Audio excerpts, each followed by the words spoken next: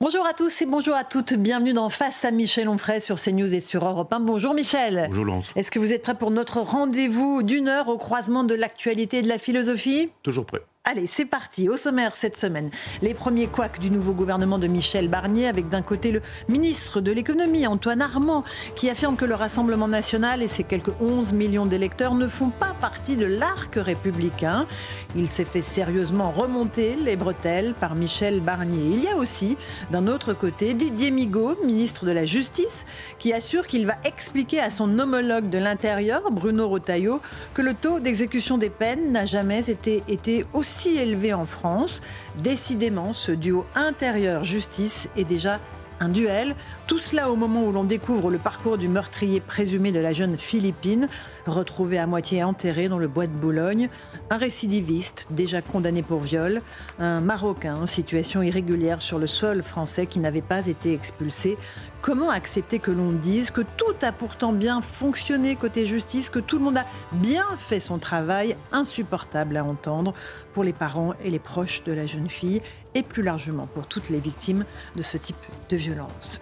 Enfin, vous avez déniché une bonne nouvelle, Michel, dans cet environnement un peu sombre. Une bonne nouvelle liée à l'intelligence artificielle. Tant mieux, on en a besoin. Plus de 300 nouveaux géoglyphes ont été découverts grâce à l'IA dans un désert au Pérou. Il s'agit de dessins à très grande échelle gravés dans le sol.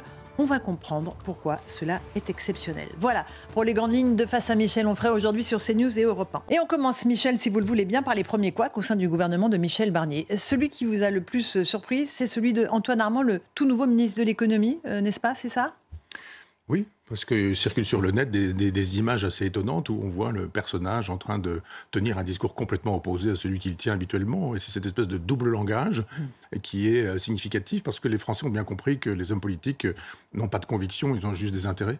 Et qu'ils ont envie d'arriver au pouvoir, et quand ils y sont, d'y rester. Après, on se sert des idées comme on veut, comme on peut. S'il s'agit de séduire avec un discours pas très loin du Rassemblement national, ce qui est le cas de ce monsieur, eh bien, on tient ce discours. Et il y a des images. On reprécise à nos auditeurs et téléspectateurs ce qu'il a dit. Il a dit, au cours d'une interview chez nos confrères de la radio publique, qu'il considérait que les électeurs du Rassemblement national, ou plutôt le Rassemblement national, ne faisait pas partie de l'arc républicain. En revanche, qu'il était prêt à travailler avec la France insoumise. C'est ce qu'il a dit dans un premier temps. Voilà. Il y a eu un recadrage assez sévère de Michel Barnier. Oui, qui lui a fait savoir que tous les élus de la République étaient respectables en tant que tels parce qu'ils avaient été élus et qu'il y a des électeurs derrière les élus par définition et qu'on ne méprise pas 10 millions d'électeurs. On ne méprise pas un parti qui existe de manière républicaine, que je sache, sinon il suffit juste de l'envoyer au tribunal et puis de faire la démonstration avec un procès retentissant que le Rassemblement national est d'extrême droite, est raciste, est fasciste, etc. C'est facile, je veux dire, aujourd'hui on porte plainte assez facilement et qu'on traîne donc les gens au tribunal pour faire la démonstration qu'ils sont vraiment fascistes et d'extrême droite. Et puis qu'on arrête cette espèce de logique. Alors il y a du bon sens chez Michel Barnier, il y a du bon sens chez Gérard Larcher, qui sont des vieux sages, s'ils me permettent l'expression, mais de vieux. C'est une question d'âge, je m'approche du leur. Parce que je pense qu'ils pourraient profiter de leur position, une espèce de situation de surplomb en disant, comme il y eut jadis, Robert Badinter pour les uns, Simone Veil pour d'autres, il y a une espèce de sagesse qui fait qu'on doit pouvoir dire arrêtez avec le Rassemblement national, faisons de l'histoire et soyons historiques et pas surtout, hystériques. Mettons-nous au travail et essayons de régler les problèmes des Français. Mais bon, ça, oui, et puis, on a l'impression qu'ils n'ont pas compris. Et puis de dire, il y a un discours qui est tenu par le Rassemblement national et qui est validé par 10 millions d'électeurs, on ne peut pas dire ça sort de la République parce que c'est pas nous. Même chose avec la France insoumise et le nouveau Front populaire. Il y a des gens qui ont voté pour eux, il y a des idées qui sont les leurs, on les combat avec des idées, on n'insulte personne, on méprise personne, on ne dit pas vous ne faites pas partie de l'arc républicain. Tous ceux qui ont été élus et qui ont respecté le suffrage sont des républicains, point à la ligne. La chose est réglée. Alors ce monsieur, effectivement, revenons-y. Alors, nous dit... Antoine Armand, Haut-Savoyard, voilà. Très jeune, 33 ans, qui arrive au ministère de l'économie avec... et je rappelle qu'il a été élu aux législatives à Annecy face à un Rassemblement national. Donc, de facto, avec les voix de la gauche et de la France insoumise. Bien sûr, et puis il faut effectivement aller draguer les électeurs. C'est comme ça que ça se passe. C'est-à-dire, on se dit, bon, là, j'ai en face de moi des gens qui pensent comme ceci, je vais leur piquer un peu d'idées, et puis peut-être que je vais récupérer cela. Si j'ai les 2%, je serai élu, etc. C'est ça, hélas, la politique politicienne aujourd'hui. Alors, Michel, avant qu'on continue la discussion, on va juste écouter la réponse de Marine Le Pen, parce qu'elle est l'arbitre des élégances, évidemment, en cette rentrée politique, parce que celle qui détient les clés de la censure, notamment pour le budget, elle n'a pas tardé à le rappeler à la mémoire de M. Armand. Quand j'entends M. Armand ce matin qui explique que sa porte sera toujours fermée aux députés du Rassemblement national alors que nous avons juste le budget qui arrive, Je pense que le Premier ministre doit aller expliquer à l'ensemble de ses ministres quelle est la philosophie de son gouvernement, car il semblerait que certains n'aient pas encore totalement compris. Voilà, pour l'instant, c'est un rappel à l'ordre qu'elle fait, Marine Le Pen. Et après, évidemment, tout est possible. La censure peut être votée. Oui, ici comme ailleurs. C'est pourquoi l'autre jour, vous et moi, je disais en votre présence qu'il fallait quelque chose d'assez gaullien. Il faut prendre tout le monde, quoi. Il y a un moment donné, il faut arrêter de dire c'est irréconciliable. Quand le général de Gaulle fait un gouvernement avec tout le monde sauf les collaborateurs, il fait avec un parti communiste qui, lui, prend ses ordres à Moscou. Et qui est très puissant à l'époque. Oui, et puis avec une droite démocrate chrétienne qui a été vichiste et maréchaliste, ou même avec un François Mitterrand qui, lui, a été vichiste. Donc si lui a pu faire ça, je pense que Michel Barnier peut rassembler un certain nombre de personnes de bonne volonté. Et les gens attendent ça. Ils ont juste envie d'entendre des idées de Jean-Luc Mélenchon, mais pas seulement, du nouveau Front populaire, probablement sur la question des retraites, probablement sur la question du social, par exemple, et puis sur la question régalienne. Ils ont envie d'entendre Marine Le Pen. C'est audible, ça, pour un Français moyen, de se dire, mais rassemblons-nous. La France est un pays de guerre civile, c'est quand même assez sidérant, quoi. Permanente, en fait. Permanente. La guérilla vous prenez les guerres de religion, vous prenez effectivement la Révolution française, qui oppose les révolutionnaires et les contre-révolutionnaires, mais aussi dans les révolutionnaires, les Girondins et les Jacobins. Et puis après, vous aurez les capitalistes au 19e contre les socialistes et les communistes. Et puis après, au 20e siècle, vous aurez Pétain et la résistance. Vous aurez ensuite les défenseurs de l'Algérie française et puis les défenseurs de l'Algérie autonome et indépendante. Après, vous aurez Mitterrand et Giscard à l'époque où Mitterrand était de gauche. Enfin, il y a une espèce de religion de la guerre, et non pas de guerre de religion, mais en France, et c'est intenable. On ne peut pas continuer à se couper en deux comme ça, être schizophrène au sens étymologique, parce que la France est ingouvernable si on commence à dire moi je déteste la France des cathédrales, ou de dire moi je déteste la France de la Fédération de la Révolution française. Il faut les deux. Et c'est avec les deux qu'on réussit à rassembler. Et regardons comment on peut créer des solutions communes. Alors moi, il y a quelque chose dans l'actualité aussi qui m'a marqué, Michel Onfray, c'est le fait que lors des passations des pouvoirs entre les ministres entrants et sortants, il y a eu beaucoup dans les discours de passages sur la famille, qui parlait de sa grand-mère, qui parlait de sa mère. On va écouter dans l'ordre Éric Dupond-Moretti, Anne Genetet et la nouvelle ministre de l'Éducation nationale, Prisca Thévenot et Gérald Darmanin, et vous réagissez ensuite. Gabriel Attal et Michel Barnier ont évoqué leur mère. Je voudrais évoquer la mienne, qui m'a appris petit un proverbe italien, éloge de la nuance. Ci vuole il vento nella chiesa, ma non da spegnere le candele. Il faut du vent dans les églises, mais pas au point d'éteindre les bougies. En entrant dans ce ministère, je pense à mon arrière-grand-mère, je pense à ma grand-mère, je pense à ma belle-mère, je pense à ma tante, à ma sœur. Je m'appelle aussi Prisca Balasso Brahmanen. Je suis la fille de 2 immigrés qui m'ont appris l'amour de la France, le respect de notre République et le choix du silence face aux polémiques. Je suis la preuve qu'on peut être binationale et profondément patriote française. Il est assez évident, si nous sommes honnêtes, que si je m'étais appelé Moussa Darmanin, je n'aurais pas été élu maire et député, et sans doute n'aurais-je pas été ministre de l'Intérieur du premier coup, comme ma jeunesse m'a porté à ces responsabilités fortes. Voilà Michel, on vient d'entendre toutes ces allusions à la famille, tant mieux, famille je vous aime, mais était-ce bien le lieu et était-ce nécessaire pour vous ? Oui, vous avez raison, c'est la bonne question. On aurait pu ajouter Gabriel Attal, qui a commencé aussi par moment. Et donc, et Michel Barnier aussi, qui a parlé de la qui a répondu en disant, puisque vous avez, etc. D'ailleurs, Dupond-Moretti dit, il y a une jurisprudence Attal qui a permis à Michel Barnier, donc moi aussi je continue, etc. Je ne suis pas contre le fait d'inscrire son travail dans une biographie, qui plus est quand elle est modeste, enfin quand on est d'origine modeste, je le fais moi-même assez régulièrement. Mais simplement, vous avez raison de dire, est-ce que c'est le lieu ? Parce que ça peut se faire dans un livre, ça peut se faire dans un entretien télévisé, ils en font beaucoup, ces gens-là, des plateaux. Ou dans la presse écrite. Ou dans la presse écrite, et on peut tout à fait raconter ça, et là je n'avais rien à redire à ça. Mais je pense que cet exercice est devenu pitoyable. Pourquoi ? C'est du narcissisme ? Alors, il n'y a que ça. Je ne sais pas si vous avez vu, parce qu'on aurait pu aussi faire une espèce de morceaux choisis, enfin de proposer des morceaux choisis d'autosatisfaction. J'ai été formidable, j'ai été fantastique, j'ai été merveilleux. Quel bon bilan j'ai eu. Nous avons fait ceci, je m'en vais, c'est dommage pour vous, parce que j'étais prêt à faire des choses merveilleuses. merveilleuse. Heureusement qu'on m'a retenu, sinon j'aurais tout cassé. Vous auriez vu, c'était formidable. Et puis de dire, je n'ai qu'un seul regret, c'est de ne pas pouvoir continuer. Et de ne pas pouvoir rester. Donc on se dit, bon, ça y est, on a compris quoi. Simplement, les gens ont perdu les devoirs de la République. C'est-à-dire qu'on peut parler de sa biographie, de sa vie privée, faire un livre même éventuellement, que M. Darmanin, dont on comprend bien qu'il s'inscrit dans une perspective de présidentielle. Il prend la République en otage. Tous ces gens-là prennent la République en otage pour attirer un peu de l'attention sur eux. C'est-à-dire comme certains sont photographiés avec des chats, d'autres avec des chiens, d'autres avec un pantalon de velours et un proximité de leur cheval, ou je sais pas quoi. On joue de la vie privée comme d'une affaire publique. Simplement, la République oblige.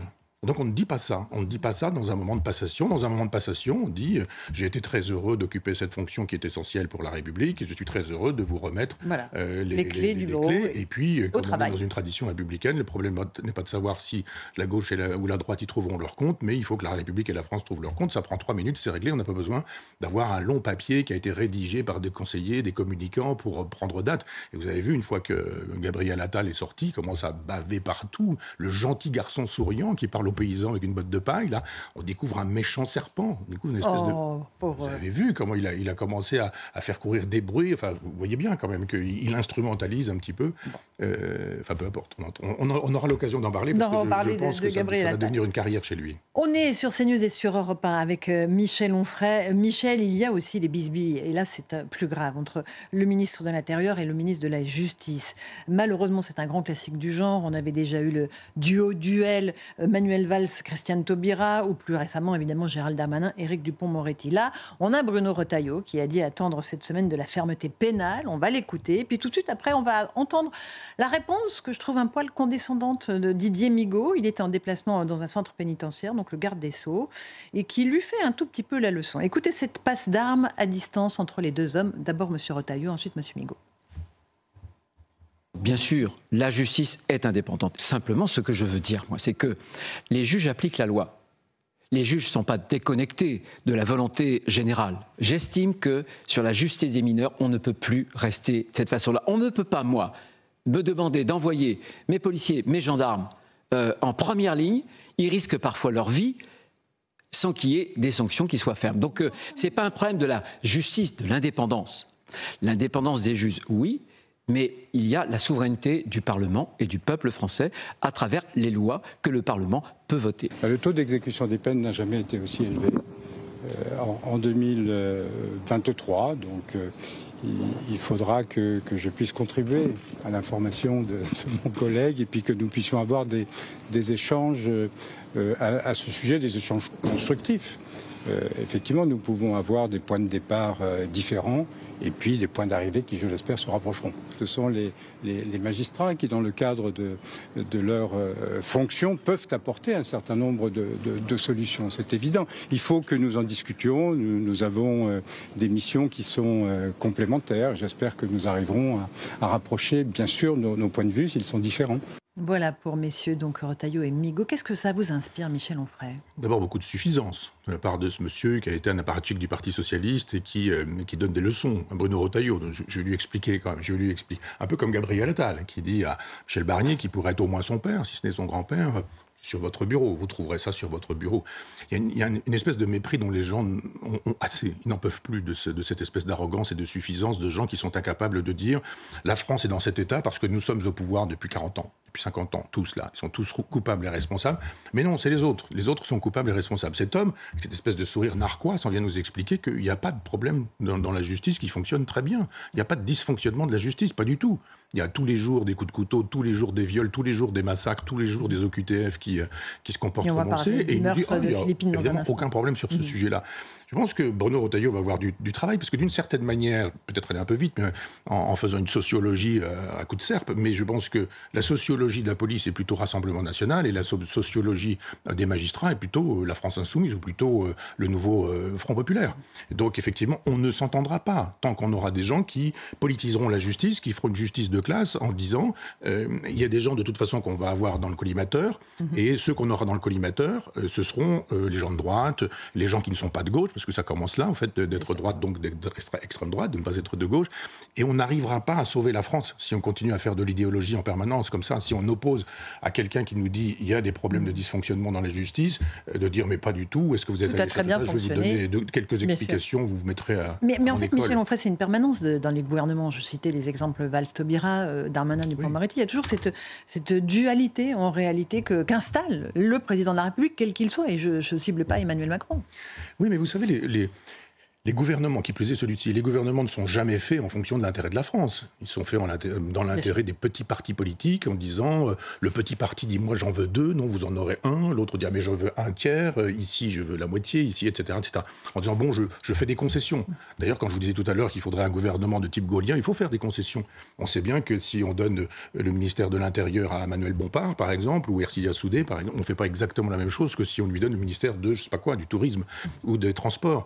Donc il y a un moment donné où quand on fabrique les gouvernements, on sait très bien que normalement c'est le président qui préside et le gouvernement qui gouverne. C'est ce que répète Michel Barnier en tout cas. Oui, il le dit parce que c'est un homme poli, mais il a donné sa feuille à Macron et Macron lui a fait savoir que ça n'allait pas, qu'il fallait recommencer. C'est donc bien la preuve que c'est Emmanuel Macron qui fabrique le gouvernement de Michel Barnier et que Michel Barnier, hélas, il ne peut pas faire ce qu'il veut. Donc il y a un moment donné où c'est une espèce d'équilibre des forces, c'est-à-dire on dit on va leur donner le ministère de l'Intérieur, il va être content, ça va flatter les électeurs du Rassemblement national et si vous pouvez me contrer cet homme avec Migaud qui lui va faire de telle sorte que tout le travail du ministre de l'Intérieur soit détruit par le ministre issu du socialisme, eh bien ce sera très bien. C'est pas tant le en même temps que la destruction, c'est dialectique d'une certaine manière, c'est-à-dire il s'agit de détruire ceux qu'on a placés ici en disant on fait des concessions au Rassemblement national, mais ne vous inquiétez pas, ce sont des concessions de pure forme, on va l'empêcher de travailler autant que faire se peut. Avant de parler du sujet tragique de la mort de la jeune Philippine, il y a aussi ce que vous avez évoqué il y a un instant, ces anathèmes qui sont lancés de part et d'autre. On a entendu du côté de la gauche tout de suite ce gouvernement être taxé de racisme. Marine Tondelier a accusé le gouvernement d'avoir pour valeur clé le racisme et être anti-droit LGBT. Il y a Mathilde Panot aussi de la France Insoumise qui épingle les ministres opposés à l'époque au mariage pour tous, avec une mention spéciale pour Bruno Retailleau qui est de surcroît raciste pour elle. Écoutez-la. La moitié des ministres qui siègent au Conseil des ministres, 14 ministres exactement, soit 60% des ministres au Conseil des ministres, sont opposés au mariage pour tous, à l'ouverture de la PMA ou aux droits des personnes transgenres. Plus de la moitié des ministres autour de la table sont passés par les Républicains ou par l'UMP. Donc on retrouve non seulement un gouvernement de ceux qui étaient les perdants et les minoritaires, mais qui sont... des personnages comme M. Retailleau qui nous inquiètent énormément lorsque vous voyez les propos racistes qui sont tenus par M. Retailleau, et j'ai le droit, je sais parce que beaucoup de journalistes nous ont dit c'est la justice. Oui, enfin j'ai le droit de qualifier un propos de raciste. Voilà, là c'est l'accusation de racisme pure et simple. Oui, ça ne gêne pas du tout ces gens-là de défiler avec le drapeau pro-palestinien, c'est-à-dire qui défend le Hamas, et d'estimer que quelqu'un qui aurait été opposé au mariage homosexuel serait éminemment dangereux pour la République. Que ces gens-là fassent des manifestations en défense des pro-palestiniens dans le 93 avec une communauté LGBT, avec une parade Gay Pride, et puis on verra bien ce qu'il en est de leur pureté idéologique. Ces gens-là ne seraient pas racistes, ils ne seraient pas antisémites, ils ne seraient pas à coquiner avec des homophobes, ils ne seraient pas à coquiner avec des misogynes et des phallocrates. Je suis désolé, mais enfin c'est l'hôpital qui se fout de la charité quand on a affaire à quelqu'un qui s'en vient voir enfin c'est l'histoire de la poutre et de la paille, mais qui s'en vient voir du racisme là où il n'y en a pas, en allant chercher, il y a 20 ans, une proposition qui aurait pu être, etc. On a le droit d'être opposé. Moi, je suis pour le mariage homosexuel, mais je comprends qu'on ne soit pas d'accord. On n'est pas pour autant homophobe. C'est pas comme ça qu'on doit penser les choses. Enfin, il y a cette façon de... Vous avez vu, il y a une sorte de comptabilité. 14 ministres opposés au mariage sur 39. Oui. D'ailleurs, on ne fait pas 60%, ça, c'est pas très grave. Oui, mais elle parle des personnes trans. Je pense que 100% des gens qui défendent la Palestine, là, sont peut-être 90, on dira, sont homophobes aussi. Il faudrait questionner tout ça. Il faudrait faire un peu de sociologie et arrêter de croire que le mal est en face et il faut vraiment aller chercher le mal. On finit par aller chercher des choses qui ont été dites dans un journal régional il y a 25 ans, un entrefilé rapporté par un journaliste qui est mort depuis 10 ans et qui nous disait qu'un propos avait été entendu quand des gens buvaient un coup et que... Qu'est-ce que c'est que cette façon du macartisme à l'envers ? Non, c'est du macartisme. Oui, enfin, à l'envers, vous avez raison, mais c'est une chasse aux sorcières. C'est-à-dire, il y a une interdiction aujourd'hui de penser et de réfléchir. On attaque le gouvernement si on veut, mais ceci dit, ces gens-là, ils sont en colère parce que les autres font ce qu'ils font eux aussi. C'est-à-dire qu'ils confisquent le débat en disant « moi, j'ai la vérité et vous êtes des fascistes, des salauds », enfin l'insulte pour caractériser ceux qui sont en face. Vous êtes tout ça. Voilà, jadis, ça s'appelait la loi contre les suspects. Je rappelle que pendant la Révolution française, si on était aristocrate, si on était prêtre, si on était croyant, si on était noble, etc., guillotine. Et puis la loi sur les suspects, c'est si vous ne montrez pas assez de zèle révolutionnaire, c'est-à-dire vous pouviez même être révolutionnaire. La preuve, on a envoyé Danton, on a envoyé tous les autres, enfin tous les Girondins par exemple.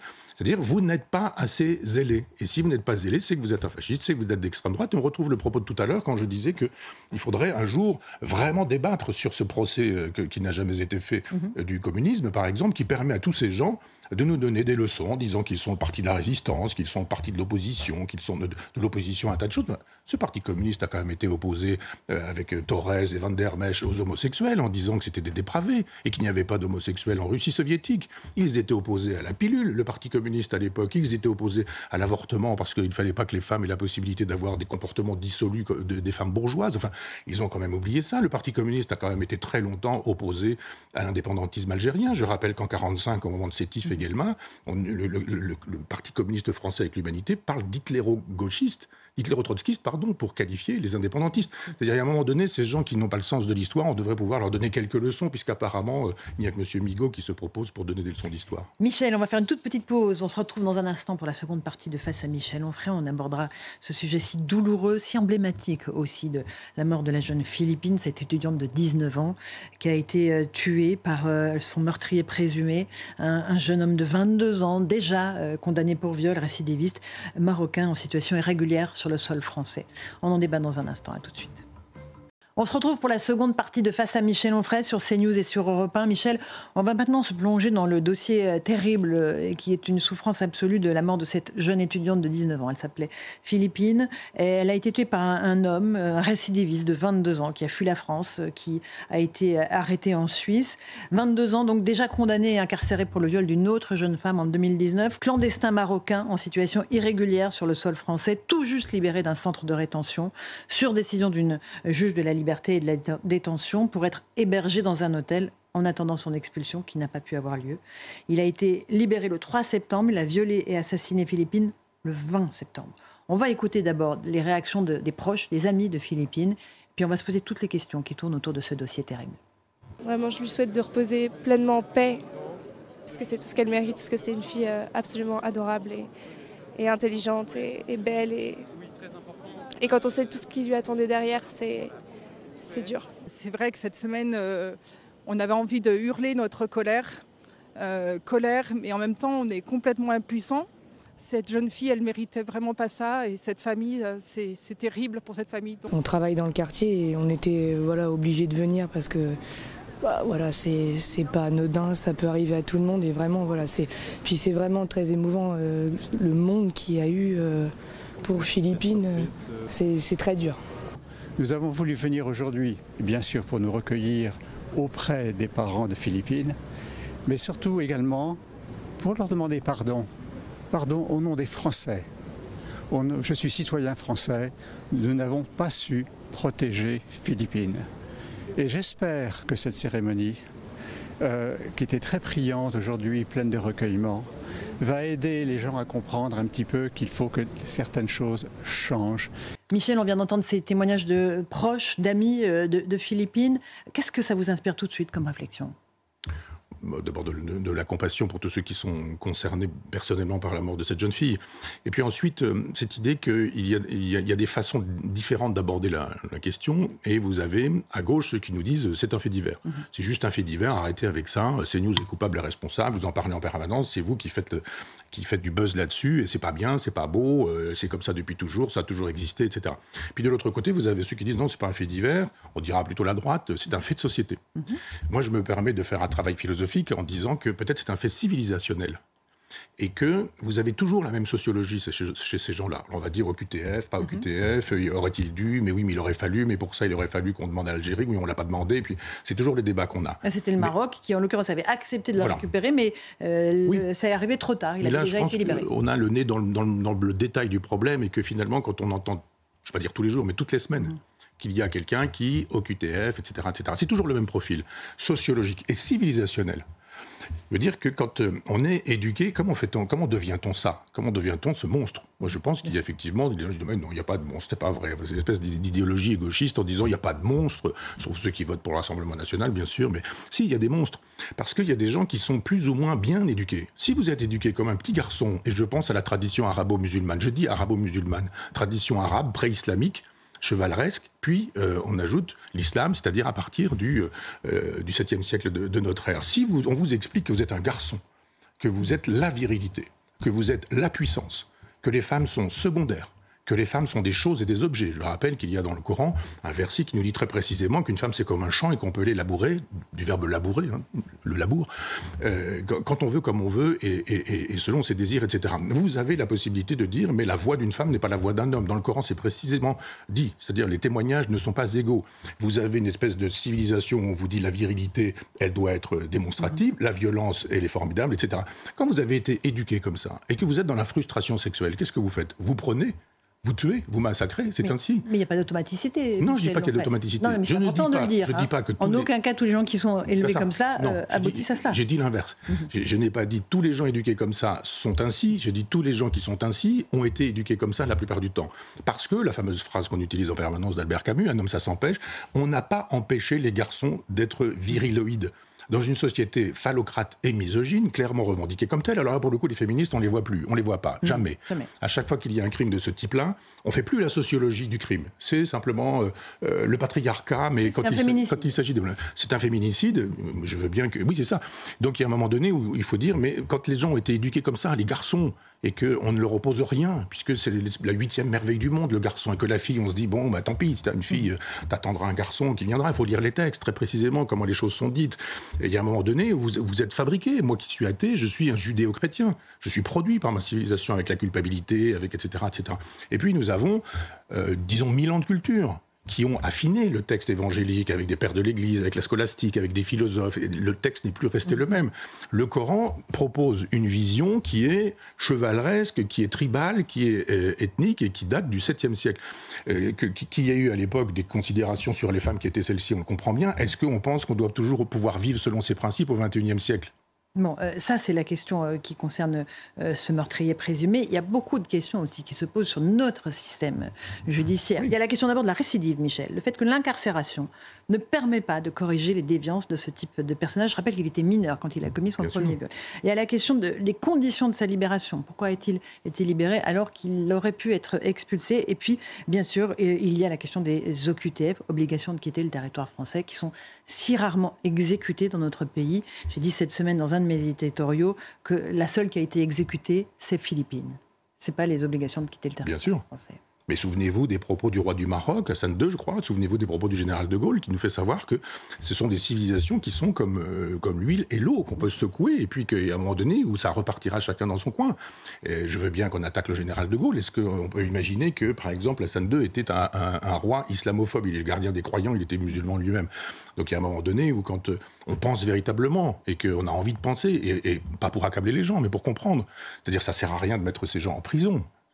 Vous allez faire. Donc il faut les renvoyer dans leur pays? Non, il faut repenser la prison. Il y a un autre traitement. Ça, c'est un des thèmes qui vous sont chers. Oui, bien sûr. C'est-à-dire que quelqu'un à qui on a dit pendant 20 ans qu'effectivement le schéma civilisationnel qui était le sien était supérieur au schéma civilisationnel judéo-chrétien, et à qui on a dit d'ailleurs en France le schéma judéo-chrétien est détestable et méprisable, il n'y a pas de culture française, dit le président de la République, nous on est juste bons à être des colons, des vichistes, les inventeurs de la chambre à gaz. Je rappelle quand même que vous avez des philosophes, à la Lacoue, à Barthes, à la Jean-Luc Nancy, qui nous font savoir qu'Hitler n'est pas responsable des chambres à gaz, mais que c'est l'Occident qui est responsable des chambres à gaz. C'était la théorie d'Heidegger. Donc il y a cette espèce de détestation occidentale de l'Occident, avec des gens qui viennent du Maghreb et qui nous disent « Ah mais vous avez raison de détester l'Occident, il est détestable d'ailleurs, c'est vous qui le dites ». Et puis des gens disent « Ben nous on a d'autres valeurs ». Et non, ces valeurs ne sont pas acceptables. Alors c'est pas la prison qui va gérer ce genre de problème. Non mais la prison, elle ne joue pas son rôle de rééducation non plus. Et non, ça c'est un vrai sujet. Mais la prison c'est une poubelle, hélas pour ceux qui s'y trouvent. C'est-à-dire vous avez des gens qui ont fait des excès de vitesse parce qu'ils sont alcooliques, vous avez des gens qui sont des pédophiles, récidivistes, vous avez des gens qui sont des criminels, vous avez des gens qui sont des braqueurs, vous faites une espèce de mélange et c'est pas acceptable. Moi j'ai fait parfois des conférences dans des prisons, il y a une telle hétérogénéité que c'est pas acceptable. Vous avez des gens qui méritent de l'éducation, d'autres de la rééducation, d'autres le travail d'une réinsertion, et puis d'autres qui ne sont pas plus dangereux que ça parce qu'il faudrait les désintoxiquer peut-être, et puis un grand nombre de gens qui relèvent de l'hôpital psychiatrique. Mais avec tout ce courant antipsychiatrique issu des années 68, qui nous dit qu'en gros le fou c'est la société et que le schizophrène, pour utiliser l'expression de Deleuze, c'est le modèle, que le marquis de Sade est fantastique, il y a un moment donné où effectivement c'est problématique parce qu'il y a des gens qui prennent ça au mot. Et qui disent, bah ouais, moi je suis le Sade de mon temps, monsieur qui viole Amazon, ou d'autres qui se comportent d'une manière qui est assez problématique parce que nous avons une civilisation qui s'est effondrée et des gens qui veulent encore effondrer ce qui est déjà beaucoup effondré. Bien sûr. Et il y a aussi la question de ce discours qu'on entend beaucoup, mais tout a bien fonctionné, les experts nous disent, la justice a bien fonctionné, les textes ont été respectés à la lettre. Donc on nous dit, tout a bien fonctionné, donc Philippine est morte. Oui, mais écoutez, moi on peut aussi en fait. peut-être comprendre des gens qui ont des piles de dossiers comme ça tous les jours, et qui ont parfois 6 mois, 1 an, 2 ans de retard, et qui doivent gérer les dossiers comme ça. Et il y a un moment donné où ils se disent, bon, celui-là, oui, et l'idéal, ce serait qu'il soit en prison. Mais il n'y a pas de place. Donc vous n'allez pas dire à quelqu'un, on va vous condamner à de la prison, puis après dire, mais comme il n'y a pas de place, vous allez faire la prison chez vous, vous aurez un bracelet, vous aurez, ou éventuellement en dessous de temps de peine, vous n'allez pas faire votre peine. Donc il y a effectivement, depuis, je sais pas, 20 ans, 30 ans, des gens qui nous disent, quand je serai au pouvoir, je construirai des prisons. Ils ne construisent pas de prisons, d'une part. Et quand ils construisent des prisons, ils disent, elle est moderne, parce qu'il y a des bips, etc. Mais c'est pas ça, la modernité d'une prison. Il faut repenser le système carcéral. C'est inadmissible que des gens dorment dans des situations, 6 ou 7 dans des chambres où on doit en mettre 2 ou 3, avec des promiscuités sexuelles, etc. Il faut repenser la prison. D'ailleurs, c'est parfois un titre de gloire pour certains. C'est pas un endroit dont on a peur. Moi, quand j'étais petit, on me disait aller en prison, c'était l'abomination de la désolation. On perdait sa dignité quand on rentrait. Aujourd'hui, on est auréolé d'une dignité quand on y est allé. C'est-à-dire, il y a quelque chose qui s'est passé. Il faut en finir avec la jurisprudence Foucault-Badinter, je dirais. Et il faut que quelqu'un, aujourd'hui, puisse penser la prison autrement pour qu'elle puisse être utile, efficace, et qu'on ne mélange pas, j'allais dire les torchons et les serviettes, mais il faut qu'on ne mélange pas des délinquances très, très hétérogènes. Si on veut soigner quelques-unes des délinquances qui sont soignables, faisons-le. Et puis parfois, il y a des cours de civilisation judéo-chrétienne qui pourraient être donnés, ne serait-ce que des cours pour expliquer ce que c'est qu'une femme en Occident, disant c'est pas une chose, c'est pas un objet, une voix de femme et une voix d'homme, c'est exactement la même chose, et quand on hérite, c'est pas le garçon qui hérite plus, c'est la fille qui hérite moins, en disant c'est notre mode de société, c'est notre façon de vivre. Si vous n'acceptez pas, vous pouvez toujours aller ailleurs, mais c'est ainsi, la règle du jeu, c'est ça. Mais comme on a honte de notre propre règle du jeu, on fabrique effectivement cette délinquance. On est dans Face à Michel Onfray sur CNews et sur Europe 1. Cela nous amène, Michel, à parler de la question des civilisations. Vie et mort des civilisations, comment elles naissent, comment elles meurent. On va entendre notre petite pastille Charles de Gaulle, parce qu'évidemment, pas une semaine sans qu'on fasse appel au grand homme. C'est en 1965, là. Il estimait à juste titre que la culture est la condition sine qua non de notre civilisation. Écoutez-le. Encore une fois, la culture domine tout. Elle est la condition sine qua non de notre civilisation d'aujourd'hui, comme elle le fut des civilisations qui ont précédé celle-là. Je me félicite encore une fois d'être venu parmi vous.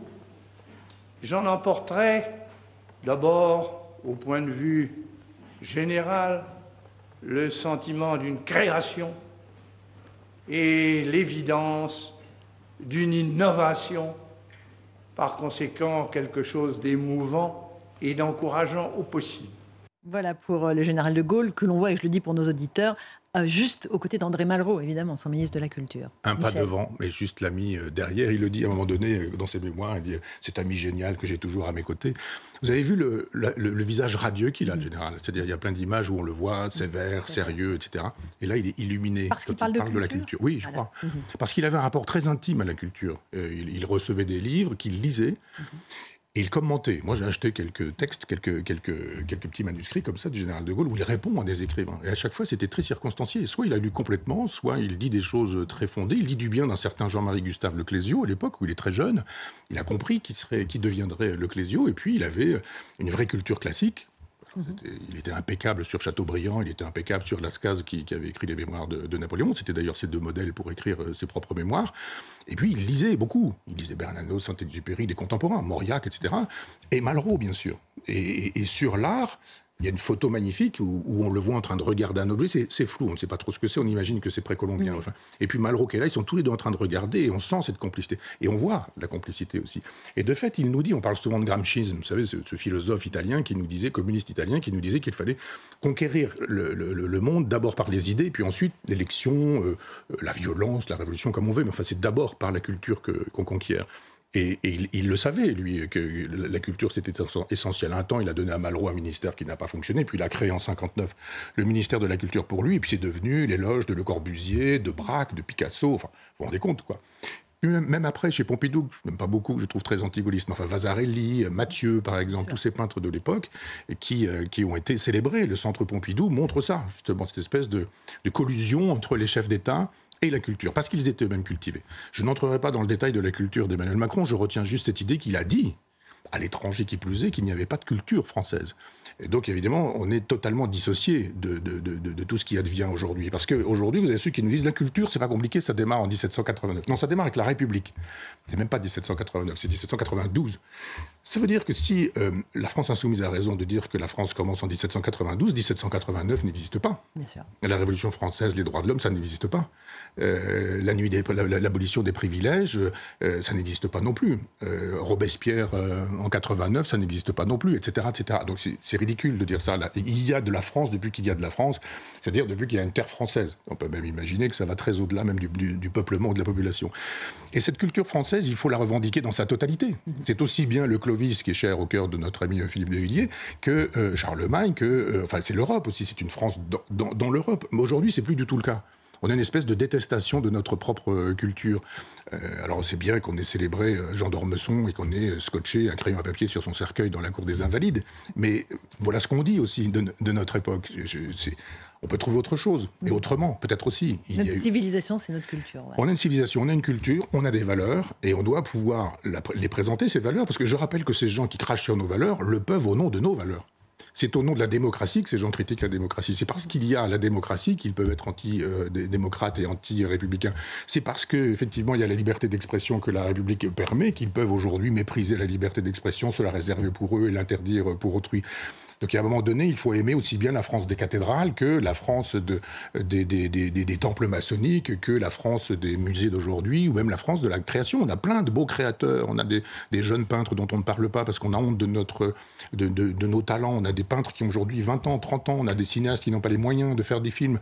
On a une culture. Simplement, quand on dit qu'il n'y a pas de culture, ben évidemment, c'est la culture des autres qui s'impose. Un mot de ce que vous avez repéré, Michel, cette semaine, à propos de la civilisation. Là, on va parler de la civilisation qui date de les géoglyphes, parce que 300 nouveaux géoglyphes sont ces immenses dessins qui sont gravés dans le sol. Là, c'est dans le désert du Pérou. Et grâce à l'intelligence artificielle, il y a près de 300 de ces dessins qui ont été découverts. Les scientifiques, notamment des scientifiques japonais qui ont fait cette découverte, disent qu'il aurait fallu un siècle, sinon pour arriver à cartographier l'ensemble, l'étendue de ces dessins. Ça, c'est une application pratique et positive de l'intelligence artificielle. Oui, on parlait du général de Gaulle tout à l'heure. Quand vous disiez, il dit à telle époque, etc. Mais dès les années 30, il est soucieux de la civilisation, il est soucieux de la culture. Et quand il pense l'invasion des nazis en France, il pense en termes mécaniques et en termes civilisationnels. Donc Malraux, lui, il invente une espèce de réflexion géniale sur l'art et sur les civilisations planétaires pour le coup. Il dit pas, il y a juste une civilisation judéo-chrétienne, les autres sont inférieurs. Il dit, il y en a plein, il y en a de multiples. Et cette civilisation, effectivement, elle a créé des dessins qui ne sont visibles que du ciel. C'est-à-dire qu'évidemment, il a fallu attendre l'aviation pour qu'on puisse dire, mais il se passe quoi ici ? On a des dessins qui sont visibles du ciel et on voit des oiseaux, des humains, des bestioles, etc. On dit, mais qu'est-ce que c'est ? Et je pense qu'on n'aurait pas pu voir ces choses-là s'il n'y avait pas eu l'intelligence artificielle. C'est-à-dire même pas dans un siècle. C'est l'intelligence artificielle qui fait un travail de tri. C'est-à-dire que ça se passe comme ça aussi avec la médecine. Si vous avez une radio, hélas, avec un cancer du pancréas, vous avez quelqu'un qui va regarder la radio, il va dire, il y a ceci, il y a cela, etc. Si vous avez une intelligence artificielle, elle va regarder la totalité des radios qui seront mémorisées quelque part, et immédiatement, l'intelligence va faire un travail de recoupement et va vous donner les informations en disant, il y a déjà eu ce type de cancer, il y a déjà eu tel type de soin, il a été efficace, etc. Aucun homme le plus intelligent qu'il soit ne tient pas la route là-dessus. C'est-à-dire que le regard d'un homme très intelligent est inférieur au regard d'une machine qui va regarder 10 millions de cas sur ce sujet. Donc aujourd'hui, vous avez la possibilité, de filmer un endroit que vous ne comprendrez pas, même vu d'avion, et l'intelligence artificielle va montrer la totalité des figures qui sont susceptibles d'être lisibles. Vous avez plein de choses qui ne signifient rien, puis à un moment donné, on va vous donner 10 images, et on va vous dire, vous avez vu ici, vous avez un poisson, vous avez, etc. etc. Alors, il n'y a pas que des applications négatives de l'intelligence. Non, mais l'intelligence artificielle, c'est comme un couteau. Vous pouvez tuer quelqu'un et vous pouvez couper une pomme. C'est-à-dire que vous pouvez faire des choses formidables avec l'intelligence artificielle. La preuve. Et là, on découvre des civilisations et on découvre qu'une civilisation, elle est toujours branchée sur le ciel parce que ces images que les hommes faisaient sans les voir, ils savaient que les dieux les verraient parce qu'ils plaçaient les dieux dans le ciel. Sublime. Et donc, on n'a plus les textes, puisqu'il n'y avait pas de texte, même éventuellement à cette époque-là, on n'a plus les textes, mais on a des signes qui sont susceptibles d'être décodés. Regardez vers le ciel, c'est ce que disait Malraux, c'est-à-dire qu'il faut une spiritualité, et regardez vers le ciel et vous trouverez du sens à la fabrication d'une civilisation ici et maintenant. Alors, retrouvez aussi du sens dans votre dernier livre, Michel, La foudre gouverne le monde, journal hédoniste aux éditions Albin Michel, c'est votre dernier né. Alors, c'est une phrase d'Héraclite, oui. La foudre gouverne le monde. C'est un journal de l'hédonisme, vous n'en avez pas fait depuis un moment, pour prouver que vous êtes toujours hédoniste et toujours de gauche, Michel Onfray, c'est ça ? Oui, parce que ce sont des textes que j'associe comme ça régulièrement, puis à un moment donné, mon éditeur me dit « T'en es où ?» Je ne sais pas, je vais regarder. Puis en fait, j'avais matière à 2 journaux hédonistes, donc on en a fait paraître un. Et puis j'ai fait une préface, et effectivement, comme on a beaucoup dit que j'avais cessé d'être ce que j'étais, et que j'étais passé du mauvais côté de la barrière, et que j'étais devenu un sale type d'extrême droite qui s'agenouillait maintenant devant le Dieu des chrétiens, etc. J'ai dit « Non, mais... on n'est pas hédoniste à 65 ans comme on l'est à 35 ans. Et donc, on a un hédonisme actif et positif à 30 ans. Et puis à 60 ans, c'est plutôt l'hédonisme qui consiste à tenir à distance les désavantages, les déplaisirs ou les inconvénients. Quant à ma gauche, elle est restée la même. C'est-à-dire, moi, je ne crois pas que l'islamo-gauchisme, ce soit la gauche. Et je ne crois pas non plus que le libéralisme forcené de la gauche de Maastricht, ce soit aussi la gauche. Donc ma gauche, elle est restée proudhonienne. Elle est restée proche des gens simples, des gens modestes, du petit peuple, de l'autogestion, de l'intelligence des gens. Moi, je pense qu'il faut laisser l'intelligence travailler là où elle travaille. L'autre jour, on a fait, vous et moi, un sujet sur Duralex, en disant, mais regardez, le génie des ouvriers, le génie des paysans. Ils reprennent leur entreprise. Voilà. Le génie des paysans, le génie des artisans. Enfin, et cette gauche-là, pour moi, elle suppose un peuple génial qu'on étouffe aujourd'hui. Et si on sollicite le peuple, la plupart du temps, on est toujours heureux de voir qu'il a gardé une intelligence qu'on méprise un peu beaucoup aujourd'hui, d'ailleurs, en traitant tous les gens qui sollicitent cette intelligence de populistes. Merci en tout cas, Michel Onfray, pour cette heure que nous avons passée ensemble sur CNews et sur Europe 1. La foudre gouverne le monde, c'est aux éditions Albin Michel. On se retrouve évidemment la semaine prochaine et sur nos antennes CNews et Europe 1.